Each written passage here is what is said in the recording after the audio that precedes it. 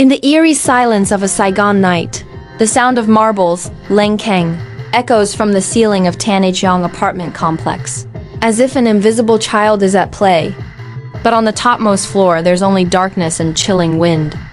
As reporter Thịnh investigates, the marbles morph into the haunting clack-clack of high heels, hinting at a mysterious suicide from 7 years ago.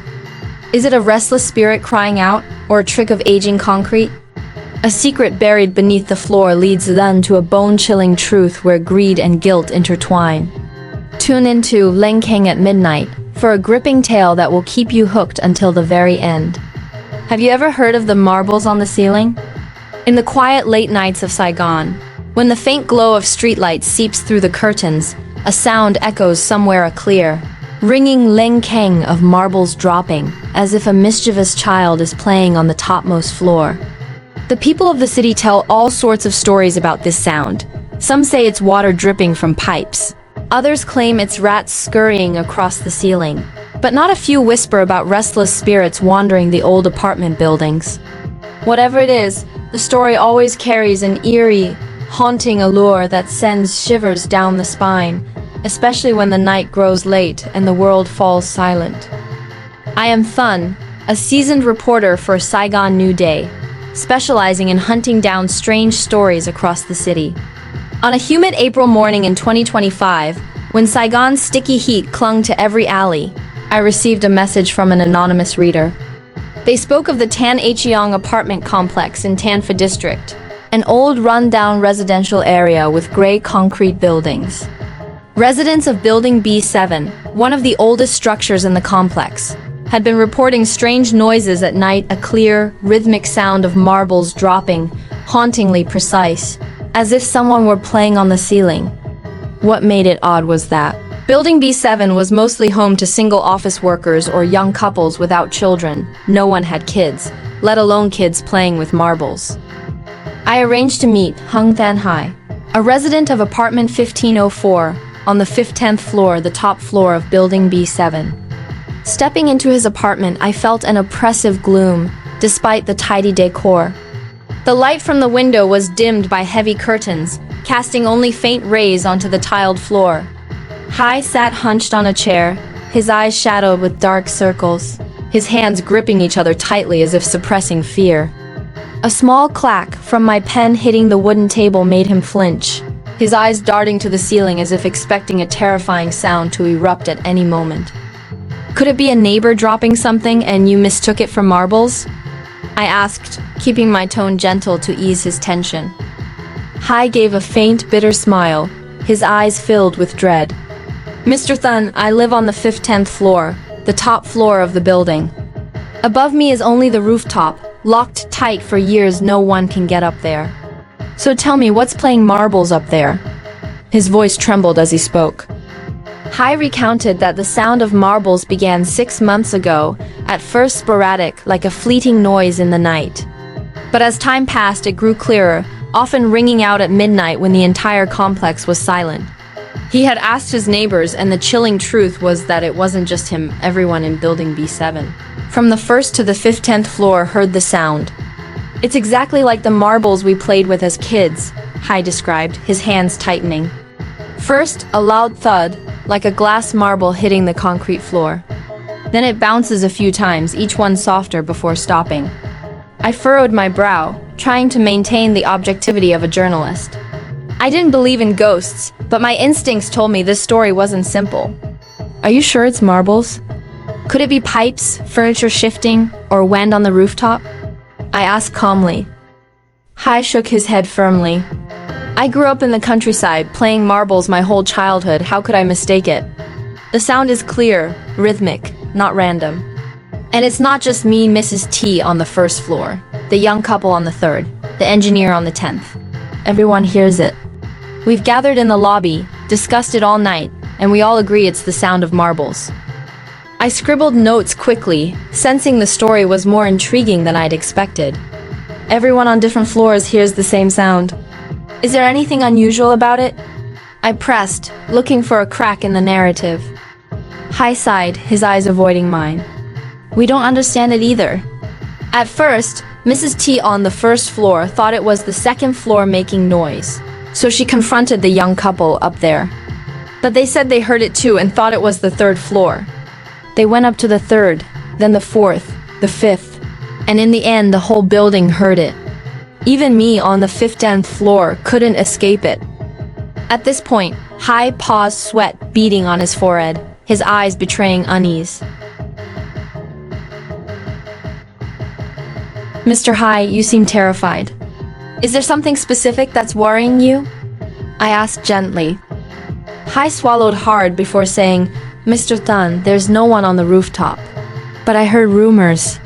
7 years ago, someone jumped from the rooftop of building B7. Someone jumped? My heart raced. If this story involved a death, it was no longer just a quirky tale for the strange Saigon column. Jumped? What do you know about it? I asked eagerly. Hai chose his words carefully, as if afraid of saying too much. I don't know the details, just what the older residents said. Apparently, a young woman in her 20s jumped from the rooftop. After that, the management held a ritual and brought in a shaman to cleanse the place. If nothing was wrong, why bother with a ritual? I jotted down notes meticulously, my journalistic instincts kicking in. If the suicide was real, it could be the key to explaining the strange noises. Have you reported this to the management? What do they say about the sounds? I continued. Hai's frustration flared, his voice rising. That Ming guy, the manager, makes promises every day but does nothing. We've demanded either a cleansing ritual for peace of mind or a refund of the management fees. Living like this, losing sleep every night, who can stand it? I nodded, piecing together the bigger picture. Hai wasn't lying, his eyes and tone confirmed that. But his evasiveness, the way he paused mid-sentence, made me suspect he was concealing something. I decided to dig deeper, but first, I needed to hear from the management for their perspective. Leaving Hai's apartment, I stepped into the lobby of Building B7. A middle-aged man in a white dress shirt, with a friendly but calculating smile, approached me. You're reporter Thun, right? It's a long way to get here, he said, shaking my hand firmly as if pulling me into a negotiation. I'm Min, the manager of Tan Cheong. It's getting late, how about I treat you to dinner? There's a great beef pho place near the gate. I smiled but stopped his hand as he tried to slip a thick envelope into my pocket. Mr. Min, no need. Saigon New Day has rules no side payments, I said, half joking, half serious, watching his reaction closely. Min's face stiffened, his smile fading. He lowered his voice, almost pleading. Mr. Thun, please go easy on us. If this story gets published, I'll lose my job for sure. If it's not enough, just name your price. We can negotiate. I chuckled, shaking my head. Mr. Min, I don't play those games. I just want the truth. If the management is innocent, I won't write anything misleading. Now, let's do a straightforward interview. Min muttered, clearly annoyed. They say all reporters are like that. I felt a twinge of embarrassment but didn't argue. The journalism industry has its share of good and bad apples, but I'm not one of those. I followed Min to the management office on the ground floor. Mr. Min, the residents are complaining about the marble sounds. What does the management know? I asked, getting straight to the point with a firm tone. Min sat down, regaining his professional demeanor, though his tone carried a bureaucratic air. We take the issue very seriously and investigated from the start. Building B7 is old, built in 2005, with only 15 floors.